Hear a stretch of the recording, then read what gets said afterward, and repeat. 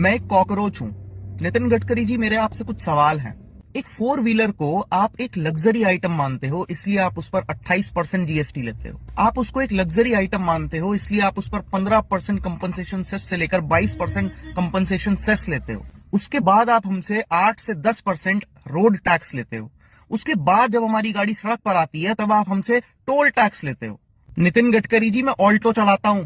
6 लाख रुपए की गाड़ी है ऑल्टो, और फॉर्च्यूनर 60 लाख रुपए की गाड़ी है।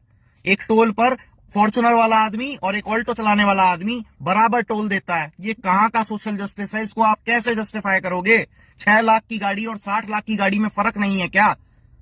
चलो, ये तो समझ में आ गया। एक बार के लिए मान लेते हैं ये सब जस्टिफाइड है। लेकिन जो येलो नंबर प्लेट की कार है, जो टैक्सी ड्राइवर्स चलाते हैं, आप उस पर भी 28% जीएसटी चार्ज करते हो। आप उनसे भी 15 से 20% कंपनसेशन सेस चार्ज करते हो। आप उनसे भी 8 से 10% रोड टैक्स लेते हो। आप उनसे भी टोल टैक्स लेते हो। वो अपने मन से टैक्सी नहीं चलाता है, वो इसलिए टैक्सी चलाता है क्योंकि आप उसको रोजगार देने में फेल हो गए। आपको उसको सब्सिडी देनी चाहिए थी, लेकिन आप उसको GST, compensation cess, road tax, toll tax के नाम पर लूट रहे हैं। इसके बाद आते हैं पेट्रोल की प्राइस पे। कोविड काल में जब पूरी दुनिया में तेल का दाम इतना कम था, हम तब भी इसी रेट पर पेट्रोल खरीद रहे थे।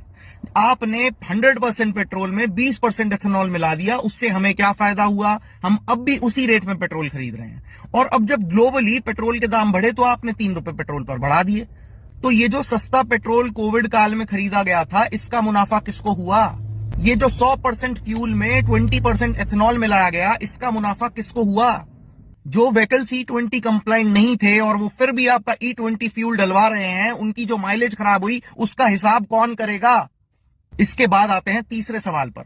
जब आपको पता है पेट्रोल एक ऐसी एसेंशियल नीड है भारतवासियों की, तो आपको क्या जरूरत है उस पर सेंट्रल एक्साइज लेने की? आपको क्या जरूरत है उस पर स्टेट वैट लेने की? As a member of Cockroach Janata Party, Mr. Nitin Gadkari ji, I want your resignation from the post of Minister of Road Transport and Highways. You don't deserve that post.